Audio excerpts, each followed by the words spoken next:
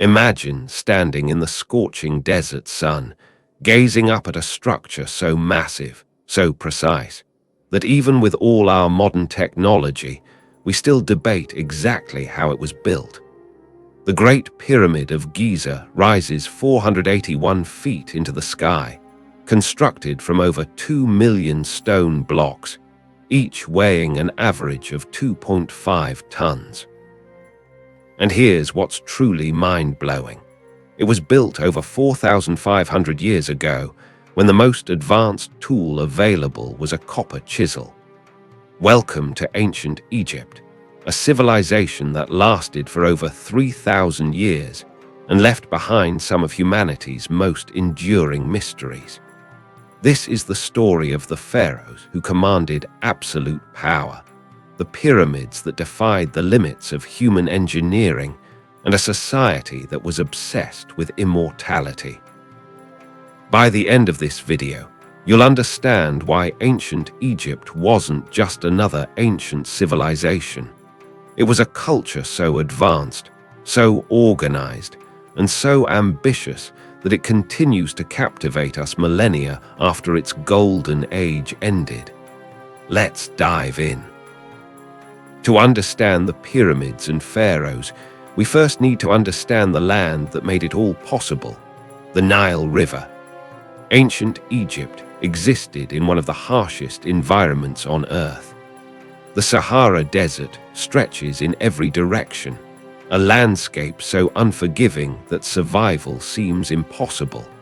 But cutting through this desert like a lifeline is the Nile, the longest river in the world at over 4,000 miles. Every year, the Nile would flood predictably, depositing nutrient-rich black soil across the floodplains. This annual miracle transformed a narrow strip of land into the most fertile agricultural region in the ancient world. The Egyptians called their land Kemet, meaning the Black Land, referring to this rich soil. Everything beyond was Deseret, the Red Land, the Deadly Desert. This geography shaped everything about Egyptian civilization. The Nile didn't just provide water and food. It was their highway, their calendar, and their protection. The surrounding deserts acted as natural barriers against invasion, allowing Egyptian culture to develop with remarkable continuity for 3 millennia. Around 3100 BCE, something extraordinary happened. A ruler named Nama, also called Menes, unified Upper and Lower Egypt into a single kingdom. This wasn't just a political achievement. It was the birth of the world's first nation-state, complete with a centralized government, a standardized writing system, and a divine ruler at its head. This ruler was the pharaoh, and the pharaoh was no ordinary king. The word pharaoh actually comes from Perara, which means great house. It originally referred to the palace itself, but eventually came to mean the ruler who lived there. But calling a pharaoh a ruler doesn't capture the full picture. The pharaoh wasn't just a political leader, he was a living god. Specifically, he was believed to be the earthly manifestation of Horus, the falcon god, and upon death he would become Osiris, god of the underworld. This wasn't symbolic. The Egyptians genuinely believed their pharaoh was divine. This divine status gave the pharaoh absolute power. He owned all the land. He commanded all resources. He was the supreme judge, the high priest of every temple, and the commander of all military forces. When he spoke with the voice of the gods themselves. But with this power came immense responsibility. The pharaoh was personally responsible for maintaining Ma'at, the cosmic principle of truth, justice, and order. If the Nile didn't flood, if crops failed, if Egypt was defeated in battle, it was because the pharaoh had failed to maintain Ma'at. The fate of the entire kingdom rested on his shoulders. The pharaoh's image was carefully controlled. In art and sculpture, He was always depicted as young, strong, and idealized, regardless of his actual age or appearance. He wore the distinctive double crown, representing his rule over both Upper and Lower Egypt. He held the crook and flail, symbols of his role as shepherd and provider for his people. Some pharaohs became legends. Khufu, who built the Great Pyramid; Hatshepsut, the female pharaoh who ruled as a man and expanded Egypt's trade networks; Akhenaten, who tried to replace Egypt's many gods with worship of a single solar deity; Ramesses II, who ruled for 66 years and built more monuments than any other pharaoh; Tutankhamun, the boy king whose intact tomb would reveal the treasures of Egyptian royalty to the modern world.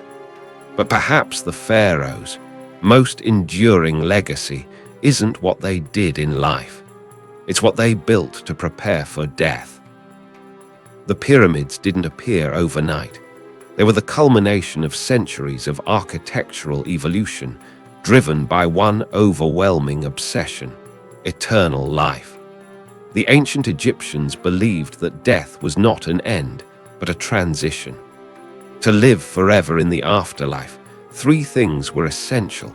Your body had to be preserved, your name had to be remembered, and you needed a place where your ka, your life force, could reside and receive offerings.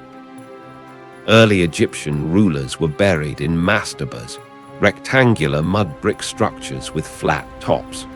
They were impressive, but they weren't permanent enough for a god-king. Everything changed during the reign of Pharaoh Djoser around 2670 BCE. Djoser had a brilliant architect named Imhotep, who would become so legendary that he was later worshipped as a god himself. Imhotep had a revolutionary idea. What if we stacked mastabas on top of each other, each layer smaller than the one below? The result was the Step Pyramid at Saqqara, the world's first pyramid and the first large-scale stone structure in history. Standing 200 feet tall with 6 distinct steps, it was unlike anything ever built before. Djoser's pyramid wasn't just a tomb, it was a statement. It was a stairway to heaven, a physical bridge between earth and the gods. But the Step Pyramid was just the beginning. Subsequent pharaohs pushed the technology further. They wanted smooth sides, perfect angles, structures that would touch the sky itself. The first attempts didn't go well. The Maiden Pyramid collapsed during construction. The Bent Pyramid at Darsha has a bizarre kink halfway up where the angle suddenly changes, probably because the architects realized their original angle was too steep and the structure was becoming unstable. But these failures taught the Egyptians invaluable lessons about engineering, mathematics, and architecture. They were learning to build the impossible. And then came Khufu. Around 2560 BCE, Pharaoh Khufu began construction on what would become the largest pyramid ever built, and one of the 7 wonders of the ancient world. The Great Pyramid of Giza is a monument to human ambition that borders on madness. Let's talk numbers, because the scale is almost impossible to comprehend. The Great Pyramid contains approximately 2.3 million stone blocks. The average block weighs 2.5 tons, but some of the granite blocks in the king's chamber weigh up to 80 tons. The base covers 13 acres and is level to within just a few centimeters. Each side is oriented almost perfectly to the cardinal directions, with an error of less than 4 minutes of arc. For nearly 4,000 years, until the construction of the Lincoln Cathedral in England in 1311 CE, the Great Pyramid was the tallest human-made structure in the world. So how was it built? This question has spawned countless theories, from the plausible to the absurd. No, aliens didn't build the pyramids. Ancient Egyptians built them, using ingenuity, mathematics, and massive amounts of organized labor. The stones were quarried using copper tools and wooden wedges. Workers would cut channels around the block, insert wooden wedges, then soak the wedges with water. As the wood expanded, it would crack the stone. The blocks were then transporting, most likely on wooden sledges pulled over paths that were lubricated with water to reduce friction. Recent archaeological evidence suggests that the Egyptians used a system of internal and external ramps. As the pyramid grew, the ramps were extended and raised, allowing workers to haul blocks to ever higher levels. Some theories propose a single external ramp, others suggest a spiraling ramp around the pyramid, and still others argue for internal ramps built into the structure itself. But here's what's really remarkable: the precision. The Great Pyramid's sides are equal to within just a few centimeters across a base that's over 750 feet long. The stones are fitted together so perfectly that you can't slide a piece of paper between many of them, and this was achieved without mortar. This level of precision required sophisticated mathematical knowledge. The Egyptians understood geometry. They used a primitive form of surveying with tools like the Merkit and Bay, and they had a deep understanding of astronomy to align the structure with the stars. Who built this wonder? Contrary to popular belief, it wasn't slaves.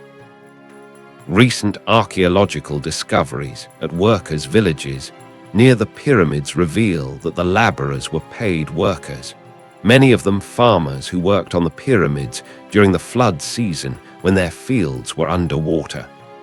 They were fed, housed, and even received medical care.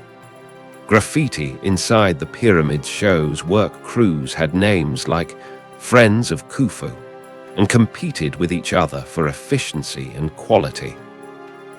It's estimated that the Great Pyramid took about 20 years to complete, with a workforce that may have reached 100,000 workers at its peak.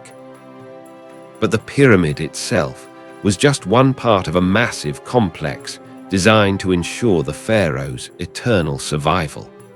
Each pyramid was accompanied by a mortuary temple where priests would perform daily rituals and present offerings to the deceased pharaoh.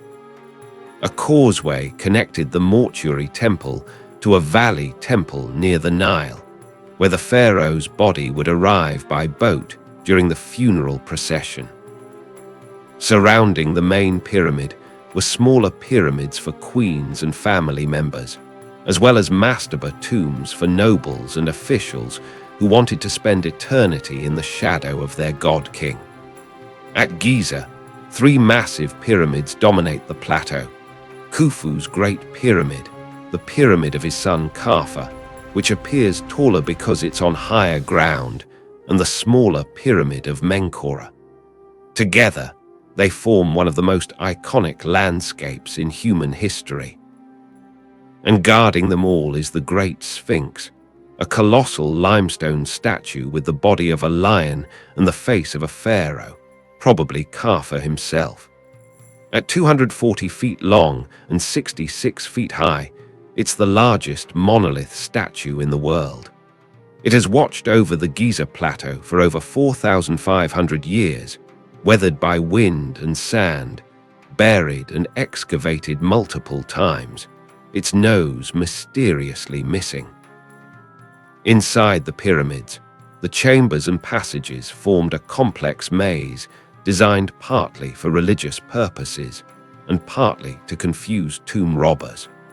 The Great Pyramid contains 3 main chambers: an unfinished chamber cut into the bedrock below the pyramid, the so-called Queen's Chamber, and the King's Chamber high in the heart of the pyramid. The King's Chamber is a masterpiece of engineering. It's constructed entirely of granite, with massive blocks forming the walls and 9 enormous slabs forming the ceiling. Above this ceiling are 5 relieving chambers, built to distribute the enormous weight of the stones above and prevent the ceiling from collapsing. This engineering ensured that the chamber would remain intact for millennia. But despite all these precautions, despite walls of granite and hidden passages, almost all the pyramids were robbed in antiquity. The treasures they contained, the golden artifacts and precious jewels, were plundered, probably within a few centuries of the pharaoh's burial. Only one royal Egyptian tomb would survive intact to the modern age. The tomb of a minor pharaoh named Tutankhamun, buried not in a pyramid, but in the Valley of the Kings over 1,000 years after the Pyramid Age had ended. After Khufu's successors, pyramid building continued, but on a smaller scale. Later pyramids were built more quickly, with smaller stones, and they haven't survived as well. The massive investment required to build something like the Great Pyramid was simply unsustainable. Around 2200 BCE, the Old Kingdom collapsed. The centralized government fell apart, local governors declared independence, and Egypt splintered into chaos. This period, known as the First Intermediate Period, was a dark age for Egyptian civilization. When Egypt was reunified under the Middle Kingdom around 2050 BCE, pharaohs continued to build pyramids, but they were smaller and used mud brick cores covered with limestone casing stones. These pyramids have weathered poorly. What were once gleaming monuments are now little more than crumbling mounds. By the time of the New Kingdom, around 1550 BCE, pharaohs had abandoned pyramid building entirely. Why? Several reasons. First, pyramids were too obvious. No matter how clever the concealment, a giant stone mountain screams valuable tomb inside. Every pyramid had been robbed, and the pharaohs knew it. Second, religious beliefs had evolved.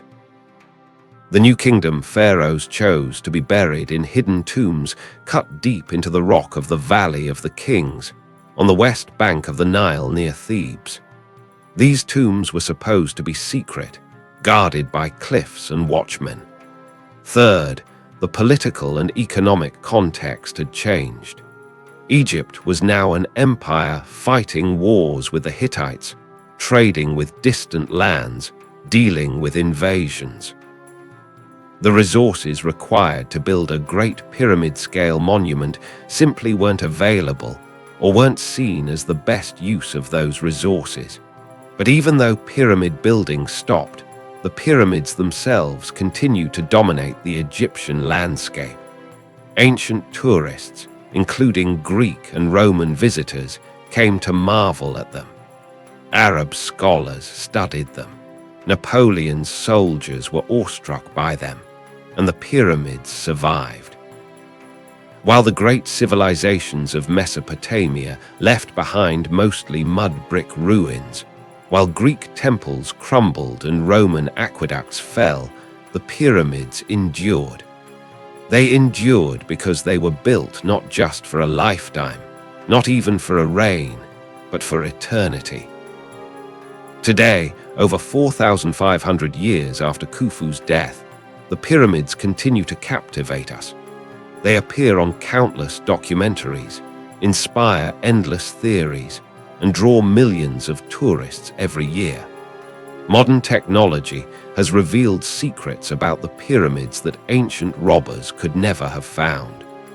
Ground-penetrating radar, cosmic ray muon detectors, and thermal imaging have identified hidden chambers and voids within the structures. In 2017, scientists discovered a large void above the Grand Gallery in the Great Pyramid using muon tomography. What it contains, if anything, remains a mystery. The pyramids have survived attempts to quarry them for building materials, including an effort by a 12th century sultan to demolish the Great Pyramid. After 8 months of work, his workers had barely made a dent, and he gave up. They've survived earthquakes that destroyed their smooth limestone casing. Originally, the pyramids were covered in gleaming white limestone that would have reflected the desert sun, making them visible from miles away. Much of this casing was stripped away to build medieval Cairo, but a few casing stones remain at the top of Khafu's pyramid, giving us a glimpse of their original glory. But beyond their physical survival, the pyramids represent something deeper about human nature. They're monuments to our desire to transcend death, to be remembered, to build something that will outlast our brief lives. The pharaohs who built them are dust. Their names are known only to scholars. Their divine status is a historical curiosity. The treasures they hoped would accompany them to eternity were stolen millennia ago. And yet, in a strange way, the pyramids achieved exactly what they were meant to achieve. They made their builders immortal. We may not worship Khufu as a god, but we remember him.